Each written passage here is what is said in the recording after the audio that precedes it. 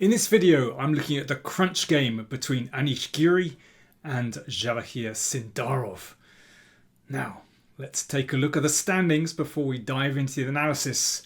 So there we go, Sindarov with a 2-point lead with just 2 games to play. So we're into the 13th and penultimate round of the candidates. So that means Anish Giri had to win this game, and then we could have an interesting last round. If Sindarov could draw this game, then he would win the tournament with a round to spare. Right, let's dive in and take a look at the game. Giri with white. This is his big chance. It's now or never. Queen's Gambit declined. And Bishop e7. So the idea of this, rather than knight f6, is just to stall white for a moment so that bishop g5 isn't coming. Giri exchanges on d5 and plays bishop f4. This is the approved method. Then knight f6 and e3. Castles and bishop d3. All very normal. And now notice that black hasn't moved the c-pawn yet to c6, so you can play it c5 in one go.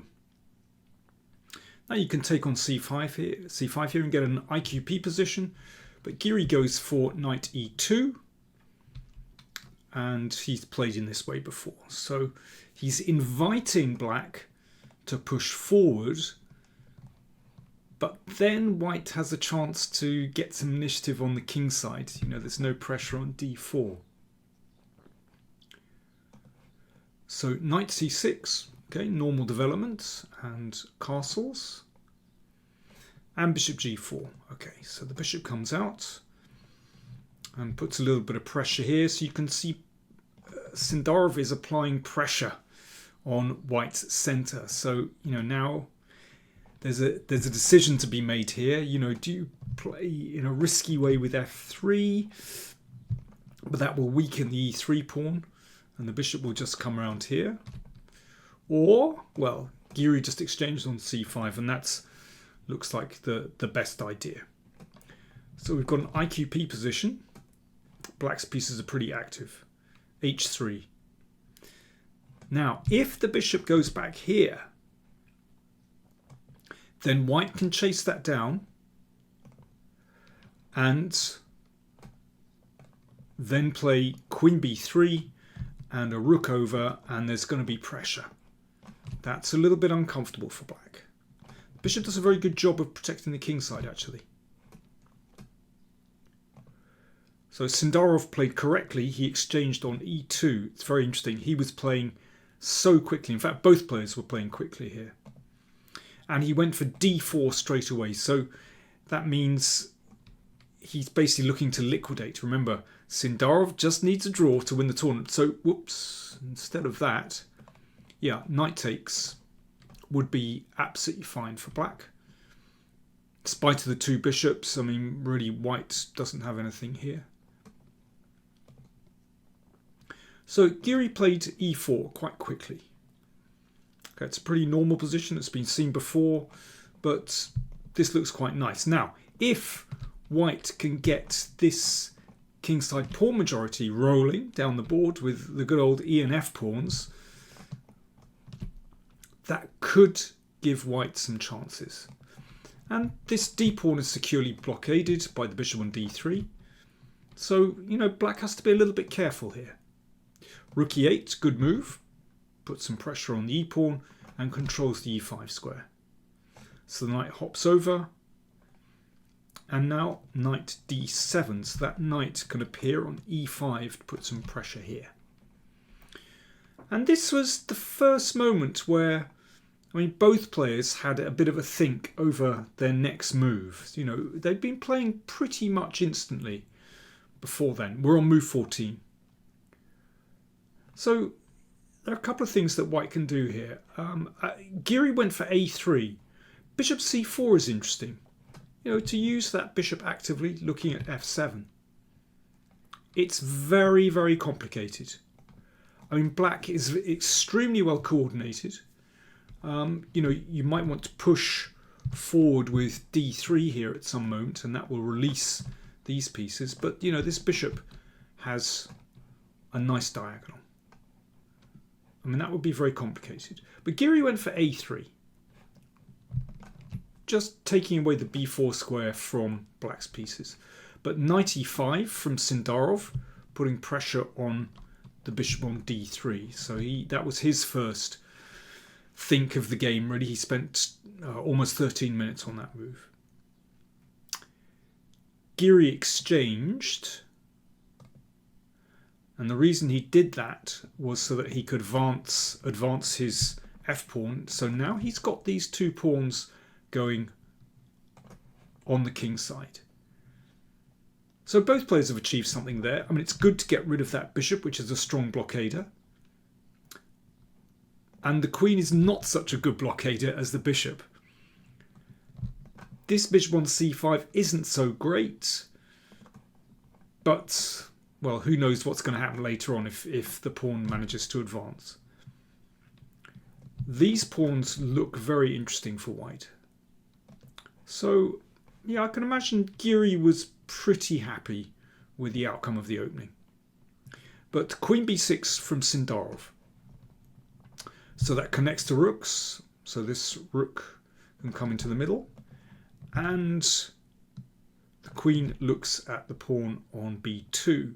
So if this is advanced, then the bishop will just tuck back here. And then, well, one thing is that square is weakened. So the rook might land on c3. Or perhaps a5 to break up those queenside pawns. So, yeah, white does not really want to play b4 here. And, well, if this pawn is defended, then a5 could just gain a bit of territory. So queen b6 looks like a nice move. But Giri goes for it. After 8 minutes, he decides to play e5 to get his kingside pawns rolling. Now, it's possible for Sindarov to take on b2, but it starts to get quite sharp after knight e4. And, white might be able to switch a rook to the b file. Yeah, it's tricky. So Sindarov thought for about 5.5 minutes here and played queen a6. Interesting move. Okay. Here is where I would like you to have a think. How would you play as white in this position? Bearing in mind, you've got to play for a win. A draw is not good enough. So how would you play this as white? Okay, cheers. I've seen many chessboards in my life, but when I heard about this one, I was keen to see it for myself. It's beautiful. And completely wireless, thanks to an integrated battery and Bluetooth connection. For my edition, I wanted pieces that reflect clarity. When I play with them, everything feels natural. Just me, the board, and the game I love. This is my supreme chess set, the Daniel King edition. In such a situation, I would keep the queens on. One could just step to the side with queen f3. So the queen is on a good square, backed up by the rook, looking down this diagonal, and there could be a chance to play the knight into f5 or to e4. Now, it does mean that this d-pawn can run. So rook d8, maybe rook d1, d3 check, but the king is very safe on h2.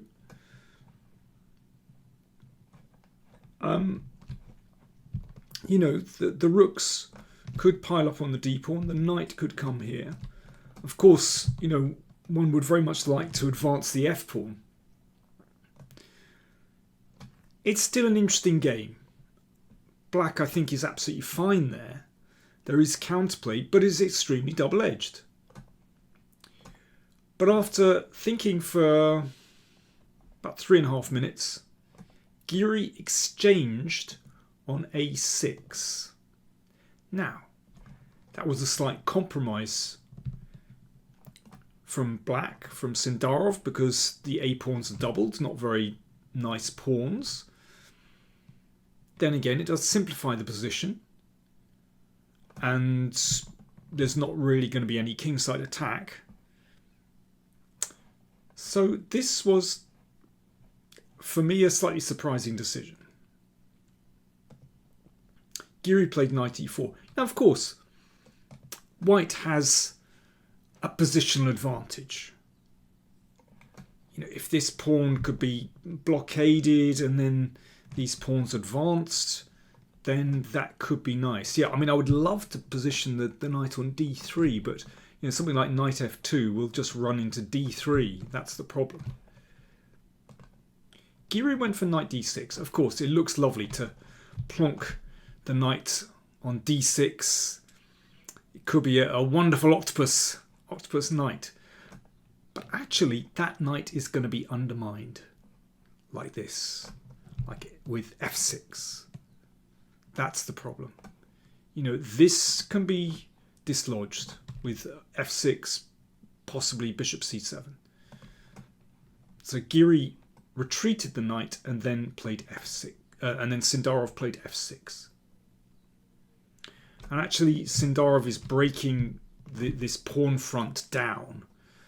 And yeah, once a pawn is isolated, then it just doesn't have the power of the pawn duo. Possible to play f5, but after this exchange, e6, in fact this is nothing, because black is going to be able to undermine that e-pawn, for example like this. In fact, this is really nothing special, because you play rook here and then g6, and it just undermines the e-pawn. The king can always step over. Giri played rook d1, so pawns exchanged in the middle, rook d8, holding the d-pawn just for a moment, d3 check, king here, bishop c7. So there we go. The bishop actually finds a useful square where it hits the isolated e-pawn. Rook e4 protects the pawn. Rook d5 attacks the pawn again. And then Sindarov just decided to exchange. And we've got a rook and pawn endgame. So you could say that white has here a symbolic advantage, because these pawns are a little bit weak. However, to make anything of this is extremely difficult, and Sindarov defended very well here. Okay, that's a good start. So that basically ties the rook down to the defense, because if b4, then black is going to be able to liquidate the pawns. So b3, king comes out. I mean, something like rook d7, this will be insufficient to win. I mean, I don't think it really matters where the king goes, but okay, let's play it up the board. So we've seen this kind of endgame before. Basically, it's not possible to defend these pawns. The rook can always hassle the king, and the rook is poorly placed. That's going to be a draw. So a4 from Giri. He tried something else. Rook came back to defend. King came over. So Giri wants to bring the king over to defend the pawn on b3 and then try to attack one of these pawns. If he could win the a pawn, then it's a different story. But watch what happens. Rook c5, good move, preventing the rook coming to g5. And now Sindarov manages to activate his rook. So the king needed to hide on a3, but this is not a beautiful square. You can see that the king actually doesn't have any moves. h6 is good, preventing g5. And then we get a liquidation of pawns. So Giri succeeds in winning a pawn. but white's king can never emerge to support the g-pawn. This is the problem. You can see it's just trapped. These squares are covered. And there is absolutely nothing to do because the rook is too passive. And this is how the game ended. I mean, there's nothing to do. You know, the rook can come down like this, but you can see that's the end of that. White is running out of moves, basically. It's just a draw. So the game ended like this. Repetition, there's nothing better. And the players agreed to a draw here. So that draw means that Javokhir Sindarov wins the tournament, wins the Candidates 2026 with 1 round to spare. He will be the challenger for the World Championship match against Gukesh later in the year, I think November. It's going to be absolutely fascinating. Now, I've got more to say on Sindarov. I'll wait till the end of the tournament. But, you know, after the game, I mean, there were lots of press conferences, but, you know, he was obviously extremely happy. You know, he said he praised his team. He said he had a very good team. Then he said they're nice guys. Every day we play a lot of games. I don't think he meant just chess stuff, actually. So he obviously gets on, has a really nice team. You know, you get the impression he's very friendly, very open.